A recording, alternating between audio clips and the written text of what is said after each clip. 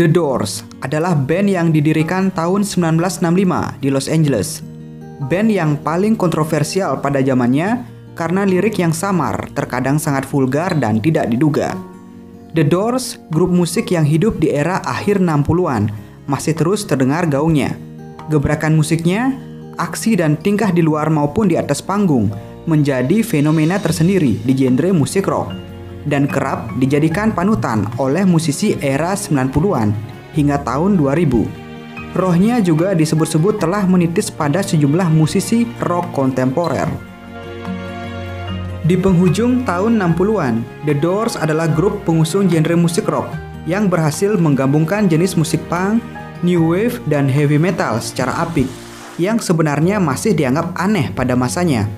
Pasalnya saat itu, musik rock masih didominasi oleh lagu-lagu manis dari The Beatles, Rolling Stone, dan Elvis Presley.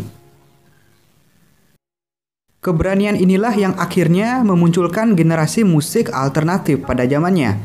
The Doors yang digawangi oleh Jim Morrison pada vokal, Ramon Ray Manzarek pada organ dan bass, Robbie Krieger pada gitar, serta John Densmore pada drum, dianggap mewakili generasi yang teraliansi oleh pesatnya perekonomian Amerika. The Doors berhasil merefleksikan apa yang didengar generasi zamannya tentang situasi yang berkembang saat itu, tak terkecuali tentang makin merebaknya penggunaan marijuana, obat bius, dan seks bebas yang menjadi tren kaum hippies pada tahun tersebut.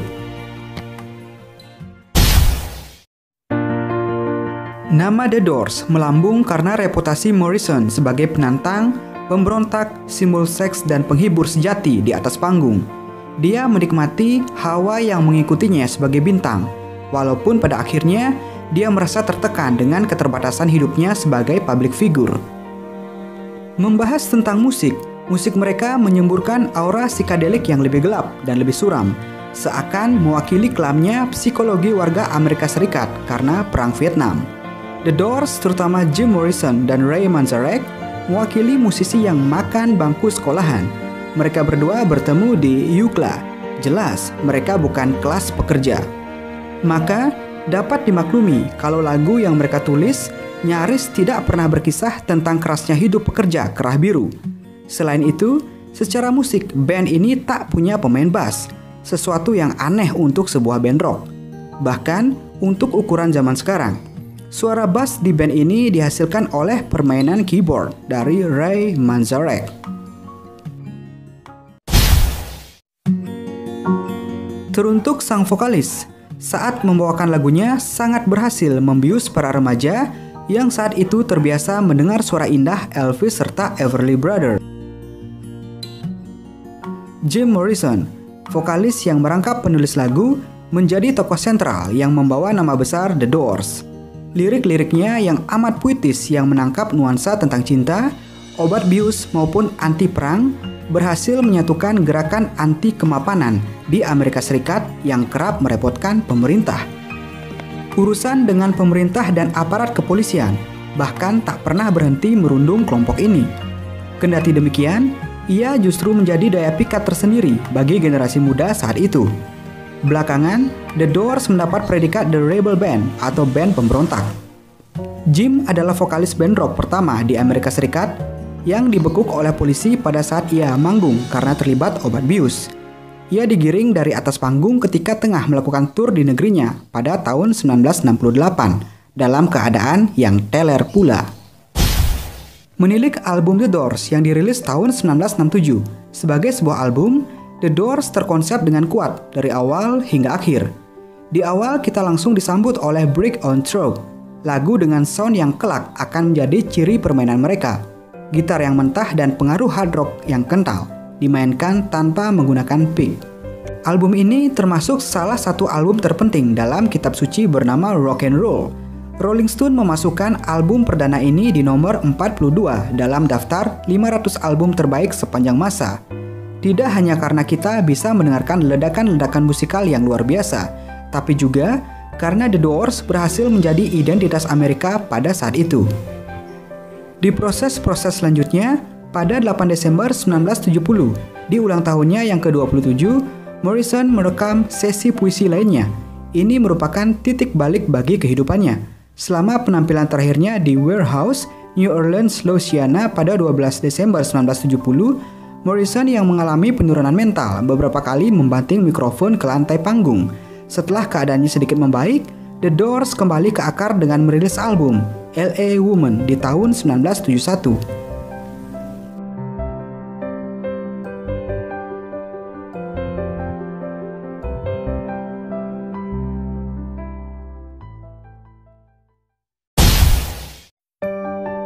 Suatu ketika, Jim Morrison pernah berteriak, "Shut up," kepada para penonton ketika konser di Amerika Serikat, karena ia merasa terganggu saat membaca puisinya. Ya, puisi yang kuat dalam liriknya tercermin dalam lagu The End yang berdurasi 11 menit. Lagu inilah yang belakangan dipilih oleh sutradara beken, Francis Ford Coppola, sebagai soundtrack film Apocalypse Now pada tahun 1972, yang dibintangi Marlon Brando dan Martin Sheen dan berhasil menyabet Oscar.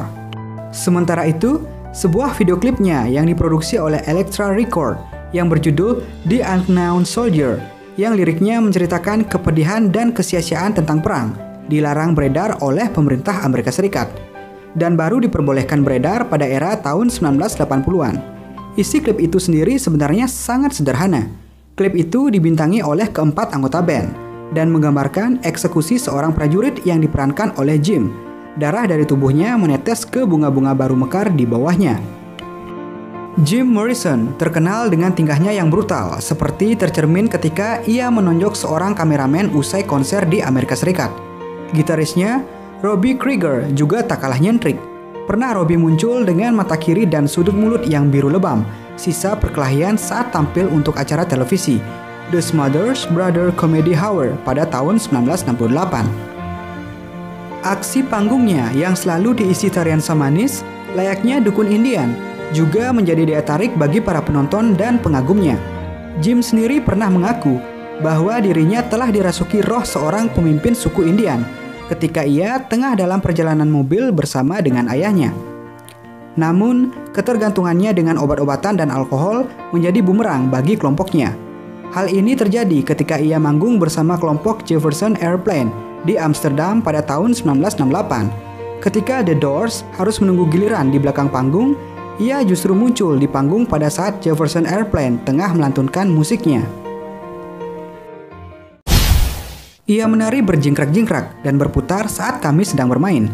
Saat kami mempercepat lagu, ia justru berputar makin cepat, bagaikan baling-baling dan akhirnya jatuh tak sadarkan diri, kenang Grace Slick, vokalis Jefferson Airplane.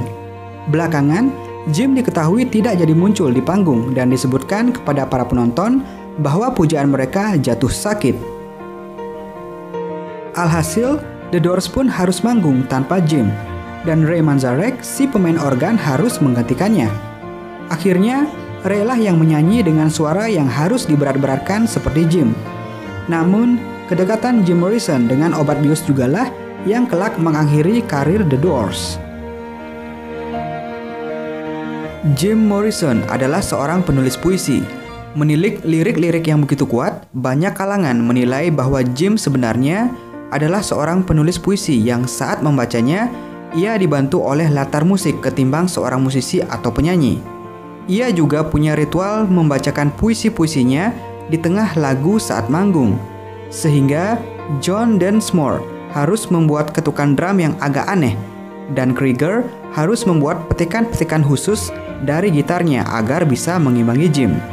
Jim juga paling jengkel jika para penonton ribut berteriak saat berpuisi, kendati teriakan itu sebenarnya mengelu-elukan dirinya.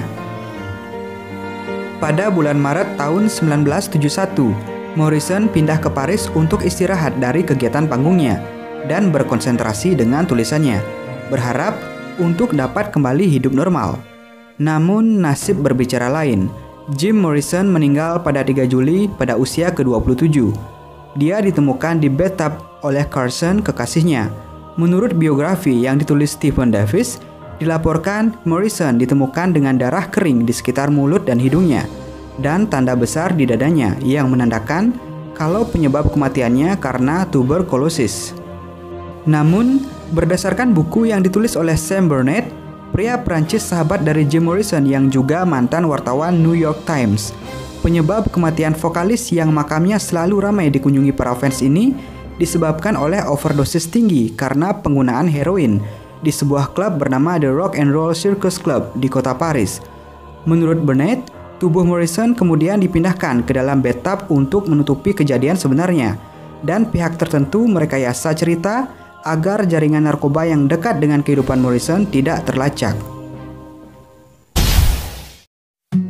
Sedangkan pada 20 Mei tahun 2013, Ray Manzarek, pendiri dan personel The Doors, meninggal di umur 74 tahun. Ray Manzarek adalah keyboardist dan pendiri The Doors.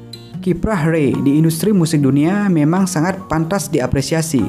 Apalagi pria kelahiran 12 Februari 1939 menjadi sejarah terbentuknya The Doors.